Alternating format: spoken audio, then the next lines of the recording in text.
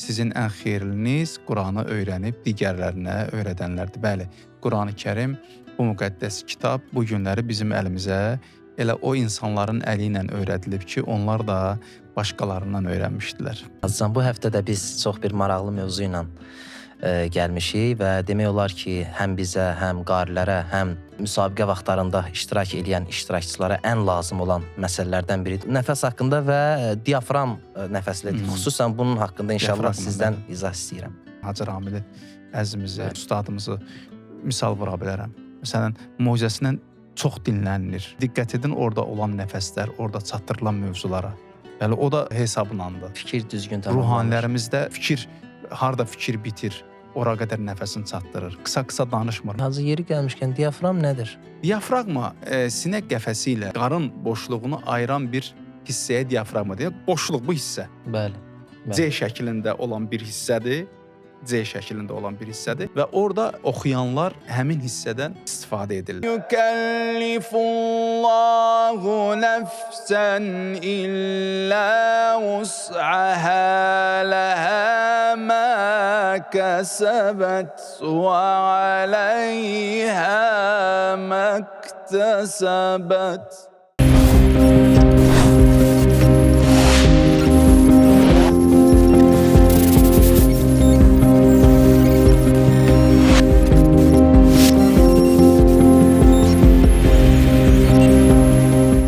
Salam əziz izləyicilərimiz, xoş gördük hər birinizi Ahəng proqramında.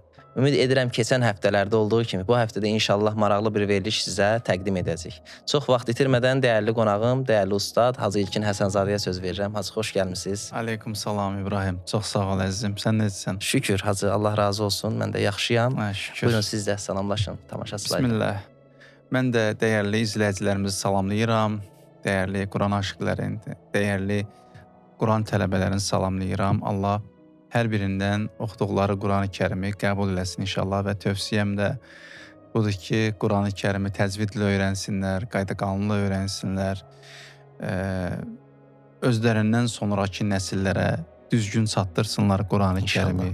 Çünki Allahın bizdən etdiyi sual-cavab qiyamətdə, yəni sizin şəraitiniz var idi, məsələsi var. Bəli. Bir var yox olmayan halda, bir var ikən öyrənməmisən məsələsi. Ona görə bizim boynumuzda əslində vəzifə daha, məsuliyyət daha çoxdur. O yüzden düzgün öyrənsinlər. Quran müəllimləri maşallah, Allah hamısının zehninə bərəkət versin. Var, qapıları açıqdır, onlardan öyrənsinlər və gələcəkdə də başqalarına öyrətsinlər. Xayrukum mən təalləməl Qur'anə və alləməhu. Sizin ən xeyirliniz Quranı öyrənib digərlərinə öyrədənlərdir. Bəli, Qurani-Kərim, bu müqəddəs kitab bu günləri bizim əlimizə elə o insanların əli ilə öyrədilib ki, onlar da başqalarından öyrənmişdilər. Bəli, Allah razı olsun. Hacıcan, bu həftə də biz çox bir maraqlı mövzu ilə gəlmişik və demək olar ki, həm bizə, həm qarilərə, həm müsabiqə vaxtlarında iştirak edən iştirakçılara ən lazım olan məsələlərdən biridir nəfəs məsələsi. Bəli. Çünki bu məsələ, nəfəs məsələsi çox ciddidir. Çünki insan qiraət zamanı ayəni bitirməkdən ötürü müəyyən qədər müsabiqədə nəfəs üçün ayrıca bir bal var səhvində. Uzun nəfəs oxuyanda hansısa əlavə bir xal verilir. Bu haqqında inşallah, ümumiyyətlə bu nəfəs haqqında və diafram nəfəslidir. Xüsusən bunun haqqında inşallah sizdən izah istəyirəm. Bəli, Qurani-Kərimin ən önəmli məsələlərindən biri, yəni qiraət üzrə ən önəmli məsələlərindən biri nəfəs məsələsidir. Oxumaq nəfəsə bağlıdır. Gözəl oxunuş doğrudan da gözəl bir nəfəs istəyir. Bəli. Çünki əgər nəfəs olmazsa, nəfəs bazası zəif olarsa, ona güclü qari demirlər. Düzdür, yəni Misir qiraətində də nəfəsi az olan qarilər olub. Amma müəyyən qədər onlar qısa oxunuşlarla həmin qiraətləri neyniyiblər? Nizamlayıblar. Ustalıqla nizamlayıblar. Amma biz baxırıq ki, uzun nəfəsli qarilərlə bunların arasında olan fərqə baxırıq. bunların məşğuliyyəti, yəni bunların məktəbi ilə, yəni qısa nəfəslərin məktəbi ilə uzun nəfəslərin məktəbi arasında fərqlər var, bəli. Deməzdim davamçıları yoxdur. Mən hazır ümumiyyətlə heç tanımıram elə. Var. İnşallah soruşaram sizdən. Elə qarilər var. Deməli, bunların arasında məsələn biz nə deyirik? Bunların arasında fərq bundan ibarətdir ki, biri oxuyanda kütləyə normal mənanı çatdırır. Bəli. Biri isə qısa-qısa çatdırır. Bəli. Biri mövzunu bütöv çatdıra bilir. Biri isə kəsə-kəsə çatdırır. Məsələn, danışıqda da bu belədir. Biri tənginəfəs adamdır, danışır. Biri isə uzun nəfəsli adamdır. Hər ikisi danışsın. Danışan zaman görəsən ki, tənginəfəsli danışan adamlarla danışanda qarşı tərəfin ürəyi sıxılır. Qarşı tərəfdə bir mənfi təsir buraxır. Amma o səliqə ilə danışan adamlar yerində nəfəs alıb, hansı cümlənin arasında dayanacaqlar, onu təyin edən adamlarla danışanda daha rahat olursun. Bizim gözəl mucizəçilərimizə məsələn baxın, məsələn Hacı Ramili əzimizi, ustadımızı misal vura bilərəm. Məsələn, mucizəsindən çox dinlənilir. Elə bilirsiniz, bir də diqqət edin orada olan nəfəslər, orada çatdırılan mövzulara. Bəli, o da hesablandı. Fikir düzgün tamamlanır. Ruhanilərimizdə baxın, fikir, harda fikir bitir, ora qədər nəfəsini çatdırır. Qısa-qısa danışmır məsələn.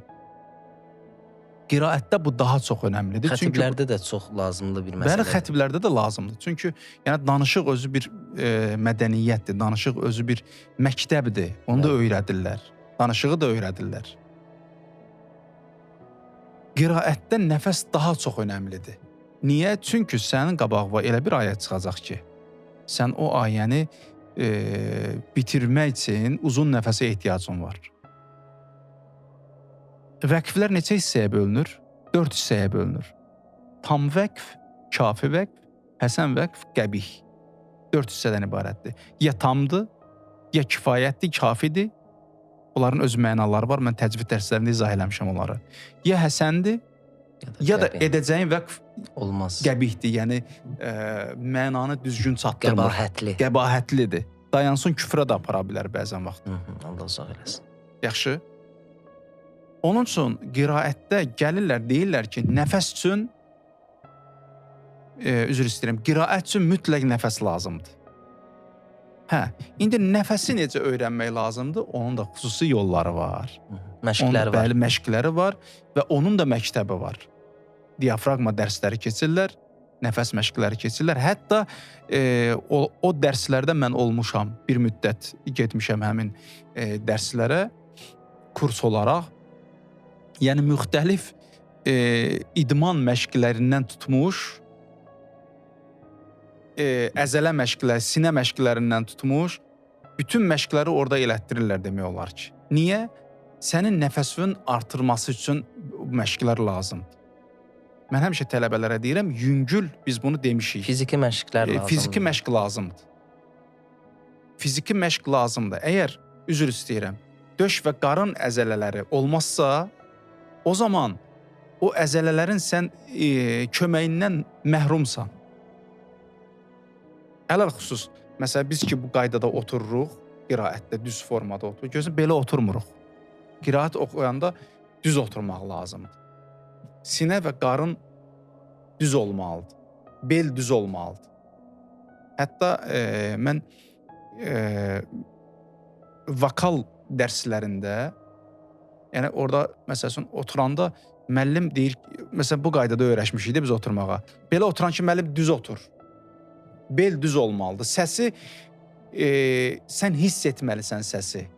Diafraqmadan ki, səsi verirsən, əzələlərin vasitəsilə, diafraqmanın vasitəsilə səs düz formada gəlməlidir. Heç bir yerə, deməli, dəymədən düz formada sən onu hiss etməlisən və ən nəhayətdə ağız vasitəsilə onu cəmiyyətə çatdırmalısan. Yoxsa sən hələ səsin mənbəyin bilmirsən hardan gəlir. O zaman sənin üçün çətindir o həmin avazı cəmiyyətə çatdırmaq. Çatdıra bilməyəcəksən. Əziyyət çəkəcəksən. nəfəs çox önəmli məsələdir. Onu müxtəlif yollarla artırmaq olar. Ən birincisi mən öz təcrübəmə əsasən deyirəm. Oxuyaraq artırmaq. Oxuyaraq artırmaq Mən də o lazımdır. cürə, bəli. Sən də mən görmüşəm qiraətlərində uzun nəfəs oxuya Mən də bilirsən. oxuyaraq. Təcrübə nə ilə təcrübə qazanmısan? Oxuyaraq. Güclü məşqlərlə onu qazanmaq olmur. Günlərlə, sutkalarla qaçmaqla onu qazanmaq olmur. Onlar hamısı təsirlərdir. Yəni mən ən çox, yoxlamışam bunların hamısını yoxlamışam, öz üzərimdə. Ən çox nəfəsə təsir edən oxunuşla məşqlərdir. Məsələn, bax, Tətbiq ilə. La yukellifullahu nəfsən illə vus'aha. Tətbiq edək, elə avazla tətbiq edək. Məsələn, La yukellifullahu nəfsən illə vus'aha ləhə mə kəsəbət və aləyhə məktəsəbət. Məsələn, birinin nəfəsi gəldi, bura çatdı. Yaxşı, mənim nəfəsim gəldi, bura qədər yetdi. Sonra mən nə etməliyəm? Geri qayıtmalıyam yenə. Ləhəmə. Eyni avazda, eyni sotda La yukellifullahu nəfsən illə vus'aha ləhə mə kəsəbət və aləyhə məktəsəbət Rabbənə lə tuəxidnə. Məsələn, gəldi, mənim nəfəsim bura qədər yetdi. Yaxşı, neçə kəlmə artırdım? Rabbənə lə tuəxidnə. Bəli, lə tuəxidnə burada dayandım, düzdür? 2 kəlmə artırdım. İndi mən qarşıma qərar qoyuram, İbrahim. Nəfəs artırmalıyam. İnnəsinəni də məsələn. Məsələn, innəsinəni də oxuyacam. Yaxşı, gedirəm. La yukellifullahu nəfsən illə vus'aha ləhə mə kəsəbət və aləyhə məktəsəbət Rabbənə lə tuəxidnə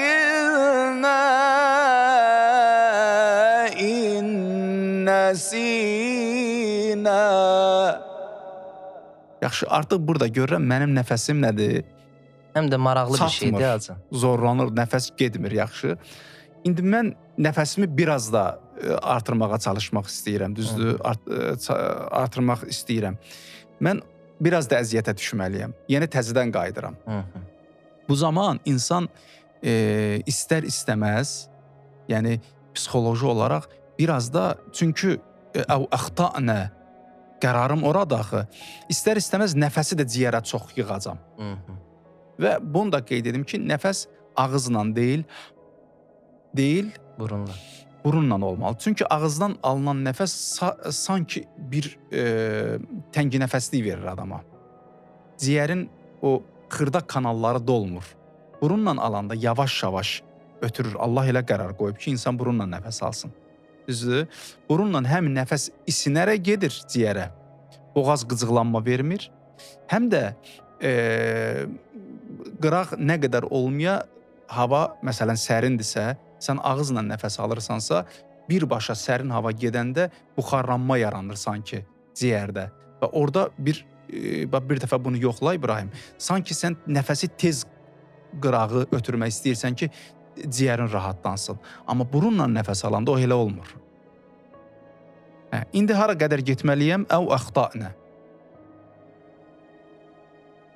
La yukellifullahu nəfsən illə vus'aha ləhə mə kəsəbət və aləyhə məktəsəbət Rabbənə lə tuəxidnə in nəsinə əv əxta'nə. Yaxşı, artıq indi düzdür biraz xəstəliyim var, səsdə titrəmə olur. Artıq mənim nəfəsim əv əxta'nə ora qədər görürəm ki, artıq çatmır. Həm də Hacı məndə. oxuduqca ciyərdə genişlənir deyə. Aha, belə Yəni o məşq da budur məşqdir da. də, bəli. Məşq bundan ibarətdir. Biz məşqi belə edirik. İndi mən görürəm ki, əv əxta'nə artıq nəfəs dirənib getmir. Mən bunu biraz da əziyyətə salmaq istəyirəm. Gəlmək istəyirəm Rabbənə və ya və lə təhmil. Rabbənə və lə təhmil. Görək bura qədər gələcəm ya yox. لا يكلف الله نفسا إلا وسعها لها ما كسبت وعليها ما اكتسبت ربنا لا تؤاخذنا إن نسينا أو أخطأنا ربنا. Artıq ciyərim içəridə bilirsiniz nə olur? Hiss edirəm ki, ciyərim bura dirənir. Sinə döş qəfəsimə. Məşq budur da Hacı. Döş qəfəsimə artıq bax təngi nəfəsliyi də gördün. Bəli. Artıq təngi nəfəsliyim var. Ciyər içəridə döş qəfəsimə gəlir, dəyməyini hiss edirəm sanki. Bunlar Hacı mən də yoxlayım. Bəli, bəli. Nəfəs, yəni demək, gördün, biz neçə dəfə oxuduq İbrahim?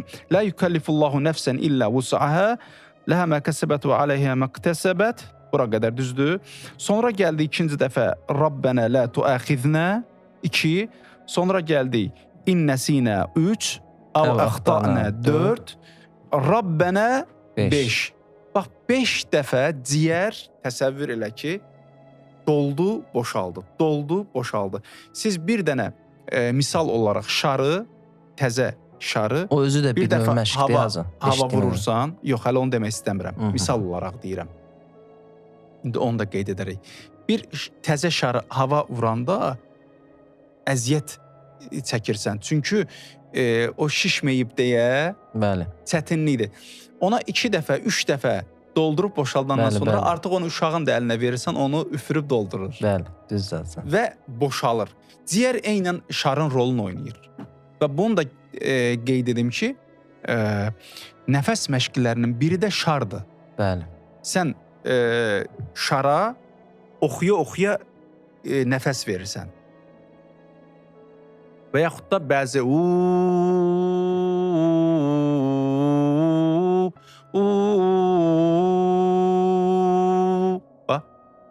hava verirəm. Bu qaydada nə qədər nəfəsin var, o qədər hava verirsən şara. Və yaxud da məsələn biz 2 litr su götürürük İbrahim.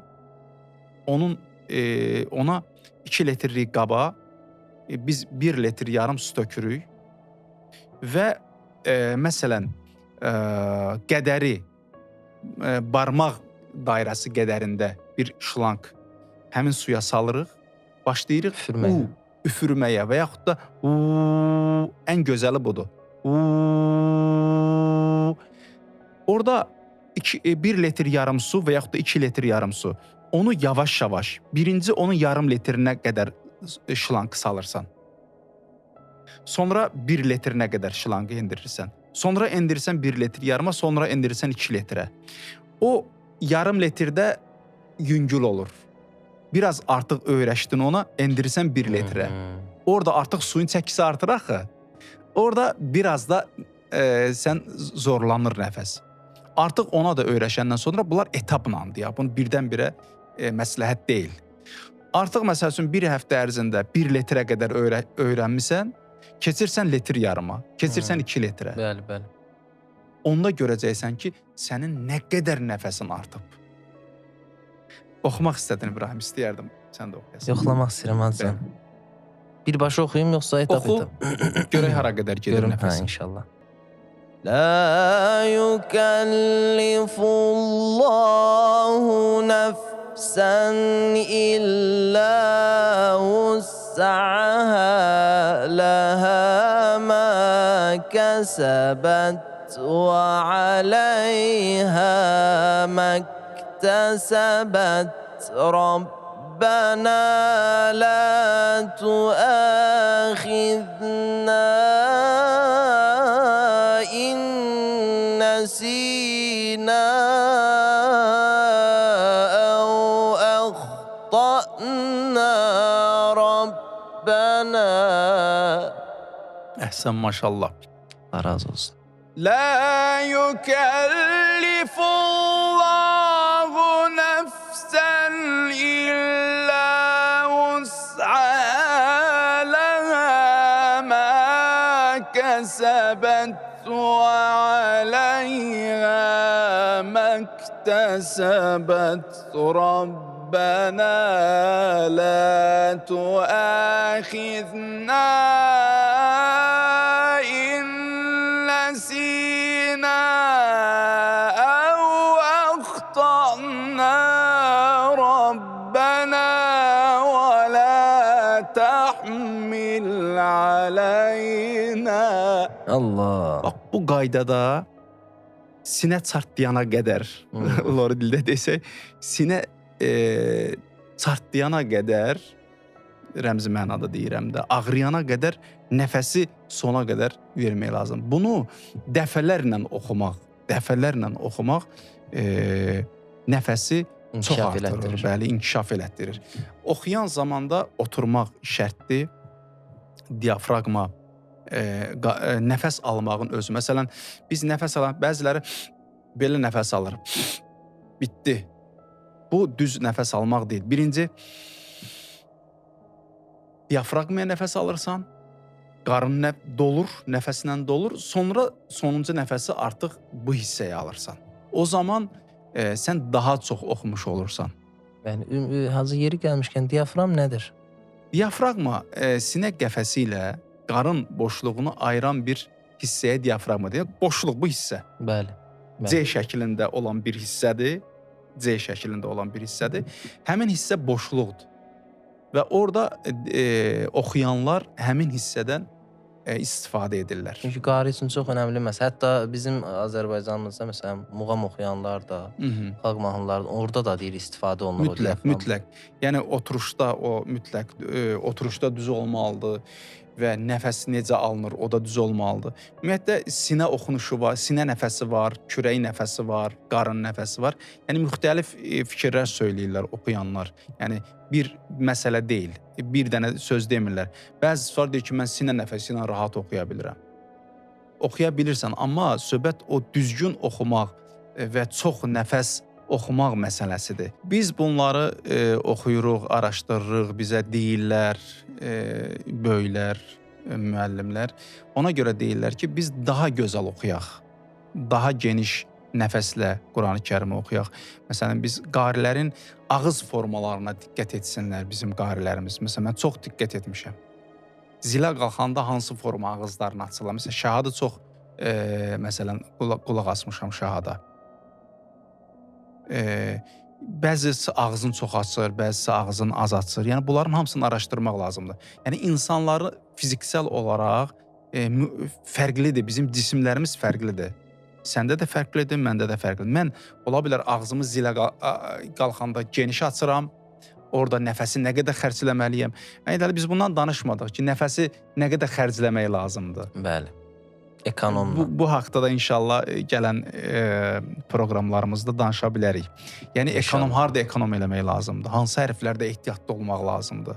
Nəfəsi tək almaq şərt deyil ki, onu... Bəzi qarilər var, Hacıcan, deyirlər ki, məsələn, mən zillə oxuyanda mənim nəfəsim uzun olur. Mənim özümdə də uzun. Bəzi bəmdə oxuyanda mənim üçün rahat. Bəmdə oxuyanda. Məsələn, mən zildə oxuyanda nəfəsim daha çox olur. Amma eşidəndə ki, bəzi qarilər, qardaşlarımız deyir, mən bəmdə oxuyanda daha çox oxuyuram. Fərqlidir də, fiziksel olaraq insan fərqlidir. Hər halda oxumağın mütləq qaydasını öyrənmək lazımdır. Ədəbin deyirlər də, oxumağın qayda qanunlarını öyrənmək lazımdır. Onda daha gözəl oxuya bilirsən. Həm səs yorulmur, boğaz yorulmur. Oxuyanda, məsələn, 15 dəqiqə oxuyandan sonra boğaz getmir. Minşaviyə qulaq asırdım biraz öncə. 1 saat oxuyur, 58 dəqiqə oxuyur. Baxırsan ki, səsi eynidir. Birbaşa. Birbaşa, bəli, birbaşa. Nədən? Çünki düz oxuyur. Çünki düz nəfəs alır. Bütün oxuyanda insan ciyər də işləyir, səs telləri də işləyir. Ondan sonra, yəni psixoloji olaraq o ayələrin mənaları da təsir eləyə bilir ona. Əzələlər də işləyir, yorulur axı adam. Sən dur 1 saat oxu, gör necə səndə yorğunçuluq olacaq. Biz onu yoxlayırıq.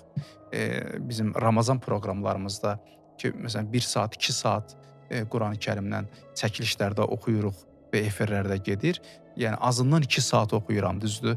Baxıram ki, oxuyandan sonra bir neçə saat adam özünə gələ bilmir, yorğunçuluq gəlir. Bəli, asan deyil, qiraətdir bu, məsuliyyətdir. Deyirsən ki, biz elə oxumalıyıq ki, təcvid qaydalarına riayət edək, vəqf ibtidaya riayət edək, avazımıza riayət edək, xaric oxumayaq, muğamlara riayət edək, notlarda necə gəzişməliyik, nəfəsimiz hara çatmalıdır. Bunların hamısı insandan enerji aparır.